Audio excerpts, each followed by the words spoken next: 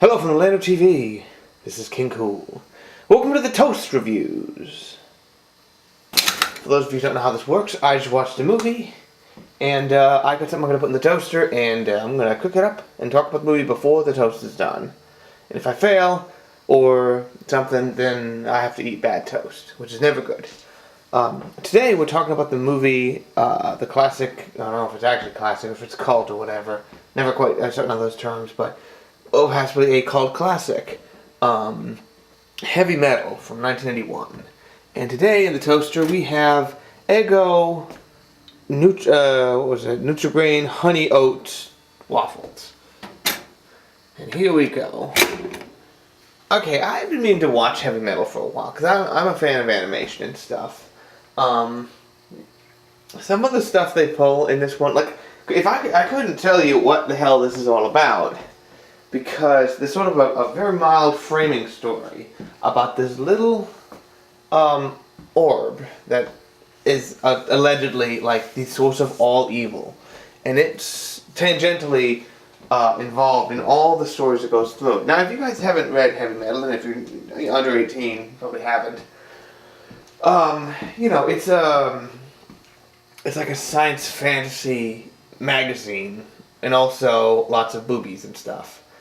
And there are a lot of boobs in this movie. This is, one of the things I was noticing was, like, a lot of the boobs sort of look the same. Like, there's lots of different animation styles.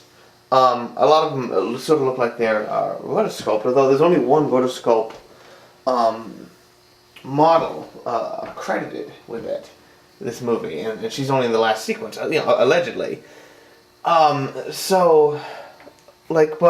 So there's lots of different styles, but they all are sort of, and allegedly these are all based on things that are actually in the magazine. So this is sort of like Sin City was back in 2004 or 5, was it? Where they sort of take the movie and just pump it with a bicycle pump and just turn it into a movie.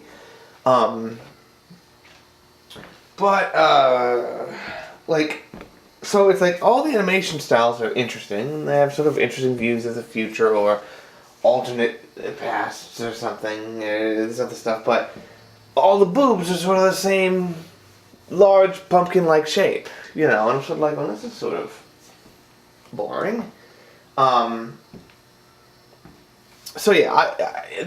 Okay, what was it about? It's like, as I said, it's like it's just this bare framing story.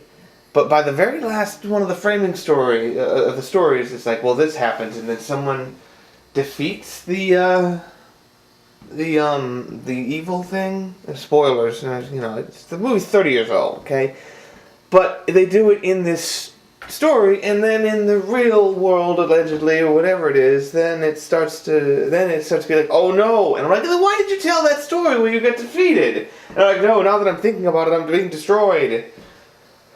But that's not the point of this movie, is it? It's just some wild animation and stuff, and honestly, it's sort of like, wild animation on sort of, I suppose, a cheaper budget, because this precedes a lot of, I'm trying to think of what the oldest cartoon I saw was that wasn't like Snow White or something.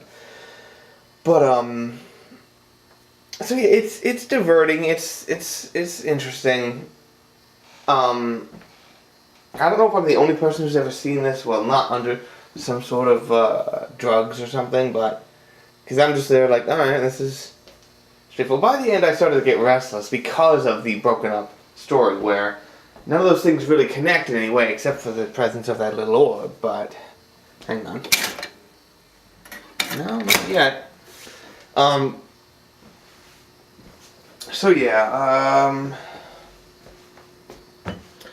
Not totally sure what else to say, because, if you're interested in sort of crazy animation, then you can probably have already seen it. I'm just way behind the curve on this one, just because it came out before it was born. So, I'm sorry that I didn't have the foresight to be born earlier.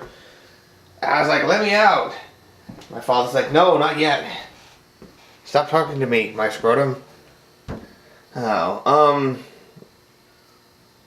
What else does it say? I didn't take any notes because I was sitting at the laptop and I was like, like it's going to be real important to say like, oh well, this thing happened. I don't know what else to say. I mean, I'm glad I finally saw it. If you're an animation guy, definitely check it out. But otherwise, I'm sort of like, a lot of people are probably just going to look at this and just be like, what was the big deal? And I'm sort of like, it's hard to not look back on some of the things like the rotoscoping of the car, or some of the people in like the opening with like the guy in the spacecraft, and looking at that and being like, sort of like, wow, this doesn't look that great anymore. But I don't know, I thought it was, hang on, I'm smelling burning. Yeah. I'll still eat it. Not stopping me, damn it. This is one of the things I don't like about frozen waffles is, at least in my toaster, it's hard to actually, you can't really tell on screen, but they'll curl because of gravity. And I'm like, we need some sort of anti-gravity toaster. If we had an anti-gravity toaster, that'd be a cool issue of heavy metal, wouldn't it? Alright. Yep, I'm actually doing the syrup thing. I don't want that one on top, I want the one on the bottom.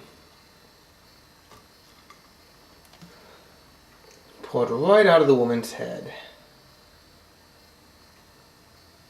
So I think you know if you want to see this movie or not, pretty plainly. Just when you say, yeah, it's based on heavy metal. Come on, stay there. But alright, I think that's all I got today. If you want something you want me to watch, just let me know. I'll watch whatever, pretty much. It's not like a nasty horror movie or whatever. This one does have some gore, and it just demonstrates to me that I'm getting better with that, but not good enough to see, like, Hannibal or something and watch him turn Ray Liotta's brain into an awesome blossom. It's like that I still don't want to see. But anyway, thank you for watching. This is King Cool. Drive home safe.